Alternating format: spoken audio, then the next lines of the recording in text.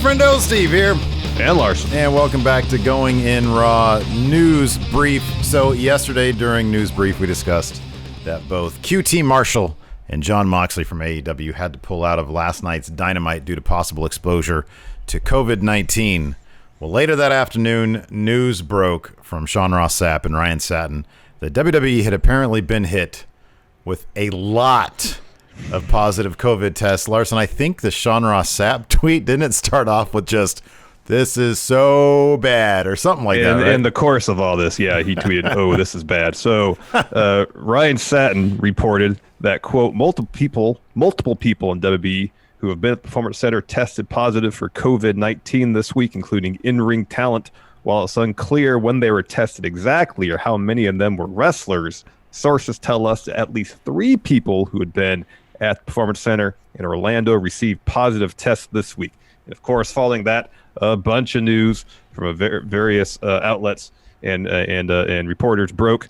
Tom Colahue reported or tweeted shortly after that, quote, "I've been told almost everyone who worked the tapings last week were already at the Performance Center when they received their test results for COVID-19. With this in mind, once the WWE received the first positive result, I am stunned they didn't shut down the taping."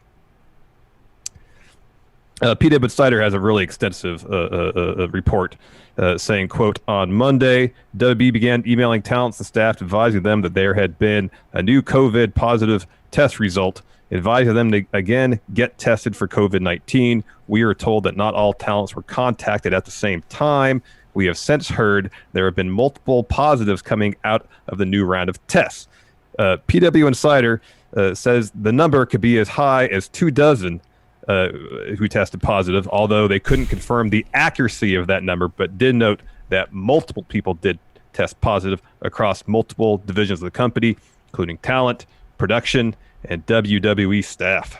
Yeah, I don't know if I didn't look through your notes. Okay, yeah, so you do mention later on, I'll just mention it here really quick. Both Adam Pearce and Caleb Braxton tweeted that they had tested positive. In addition, of course, to Renee Young. We'll get to that in a bit. PW Insider adds that these positive tests will likely lead to some rewrites for this week's SmackDown, and that the friends and families who had been present for the last couple rounds of tapings will not be invited back. This is some editorializing on my part, Larson. That was a terrible idea anyway. Yes, it was. So Post Wrestling is reporting that talent and crew were informed on Tuesday night that they would have to arrive early this week, as testing will be conducted prior to the tapings taking place Friday and Saturday. Mind-bogglingly, this is, again, editorializing, they're still going forward with tapings. Continuing on with Post Wrestling's quote, a second person we spoke with noted they were tested today, Wednesday, so yesterday, with testing taking place on Thursday, today, as well. Post Wrestling also mentioned that, quote, multiple sources noted that the new schedule will see double tapings of SmackDown and Raw on both Friday and Saturday this week. After a couple hours after the news broke of the positive test, WWE issued a statement which read, simply, WWE will continue COVID-19 testing of its talent, production crew, and employees in advance of TV productions for the foreseeable future. Honestly, a statement they should have issued 3 months ago. It was, yeah, totally. Yeah. And they should include in there something about, well, if we get too many positives, maybe we'll consider shutting this damn thing down. Like, you can test all you want, but if you get a bunch of positives, something's going to break. Yeah. So Wrestling Observer reported that, quote, one WWE talent noted that they were told COVID-19 testing will now take place at every taping. Again, something they should have done 3 months ago. And that, quote, we're expected to isolate and stay in their rooms or homes at this point. One person said that they have been told that they will be tested twice this week. Those in Orlando today were given a 2-hour heads up for a mandatory test. And so last night we started getting some confirmation on who some of the positive tests were. First, Renee Young. Mm-hmm. She tweeted out, "Man, what a few days. My show gets canceled and I get COVID. Wear your mask and wash your hands. Stay safe, everyone." And then this morning, as you mentioned earlier, both Adam Pearce and Caleb Braxton tweeted they also tested positive, with Braxton knowing this is the second time she has tested positive. Yeah. Both PW Insider and PW Torch reporting that talent is growing increasingly frustrated with WWE's lack of communication, transparency with these positive tests.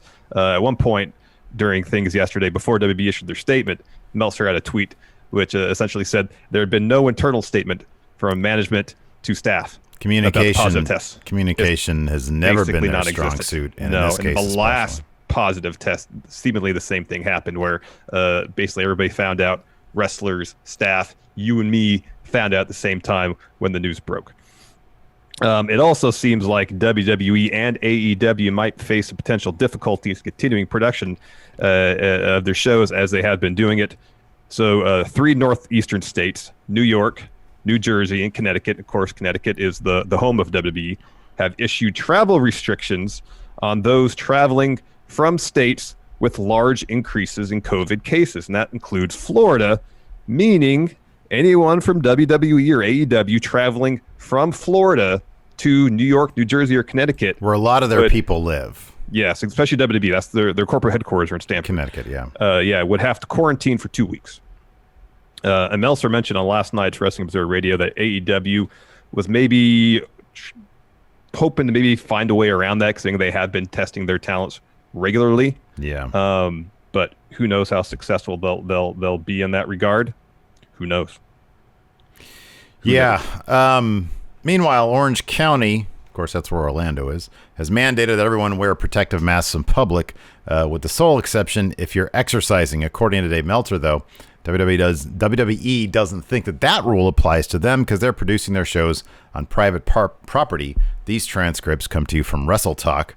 Quote, WWE told me that the rule where everyone who leaves their house unless they're exercising has to wear masks, they believe as of yesterday for Friday's tapings, they believe that it does not apply to them because they operate in a private facility. That's what I was told. So really, why doesn't WWE just pause production? WWE's EVP of Global Head of Sales and Partnerships, John Brody, gave us a possible glimpse into WWE's rationale behind continuing their programming during a sports hiatus conference call, saying, and these transcripts come to you from Fightful, get this, they say this, John Brody says this: the health and safety of our superstars is first and foremost paramount. All right, so that's paramount. Got it. Okay, so keep that in mind. Can you please write that down? It comes down to leadership in many ways. Our leader, Vince McMahon, believes we have a social responsibility to put fans first. Now, fans are first, Larson. Wait, hold on. For health and safety, Who's superstars first? Who's on first? Is it fans or is it superstars? Which one is it, Larson? This makes my head hurt. Maybe John Brody will explain more. Okay, please. So we have a social responsibility to put fans first and to help them get a break from what was coming and what we're in the midst of.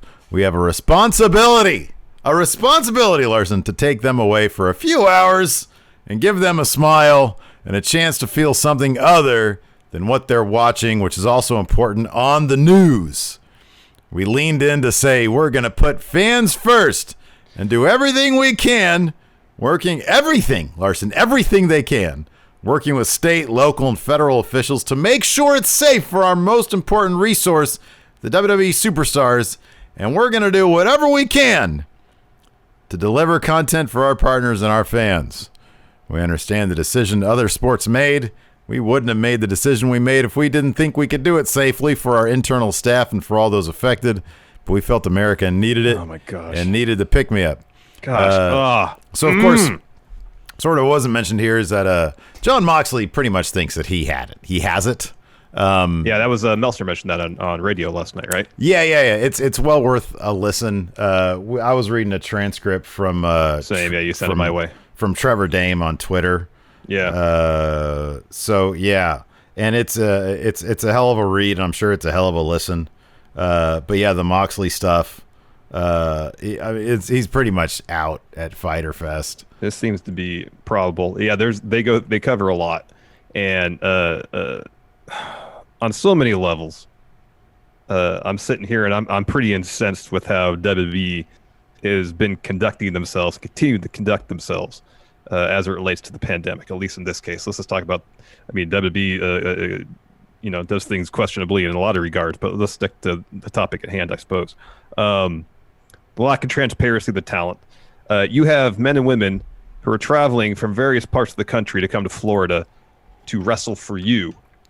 And if you don't tell them immediately and before the general public knows or finds out that they have potentially been put in risk, and then maybe taking that risk back home with them, right? And potentially infecting other people. Yeah, like the irresponsibility of that on WWE's part is mind-boggling. And then you have this guy come out here and try to tell us, "Oh, our first responsibility." He might say first and foremost, paramount is health and safety of our superstars. He spends the rest of this damn thing talking about how their first responsibility is to the fans. Me as a fan, their first responsibility should be the people who work for them. Well, also it's disingenuous. Wrestling is not essential. It's not. It's disingenuous to say we're doing whatever we can to make sure they're safe when it's like they're not. They haven't been. They haven't been testing. And in fact, the only reason why seemingly AEW has an issue with Jon Moxley is because WWE didn't do what they should have in the first place, and Renee Young came down with it.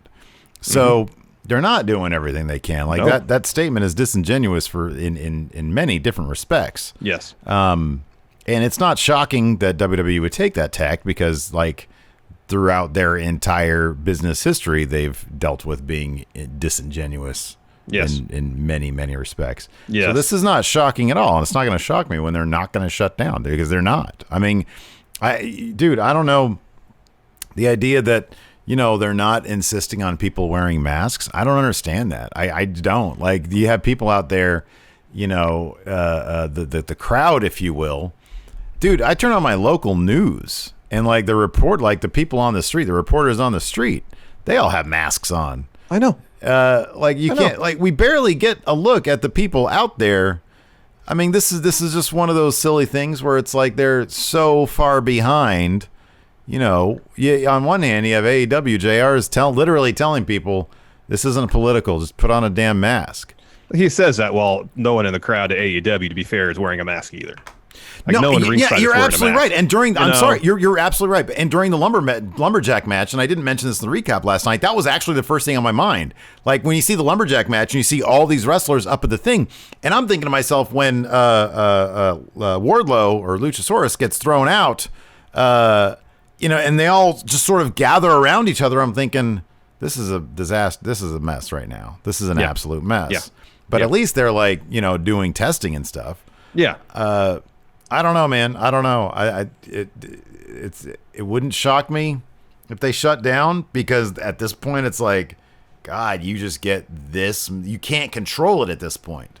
Like, at least if you were doing testing and you didn't have anybody in the crowd, then you might have some measure of control over the situation. If the wrestlers are willing to basically quarantine for the benefit of this, and look, I would understand it if there were wrestlers who didn't have like a family to go back to maybe, or maybe that family was just completely willing to understand, hey, this might benefit your career. Like I'm just thinking of like, for example, Apollo Crews, right? Young guy. I have no idea. He's got a family. He's got a he does have a family. Yeah. But I would understand it if, hey, we're okay. You go do your thing because it's an opportunity for him to shine, given that other people are away. And if he steps up during this time, hey, you know what? I'm going to go ahead and isolate myself and just go to work.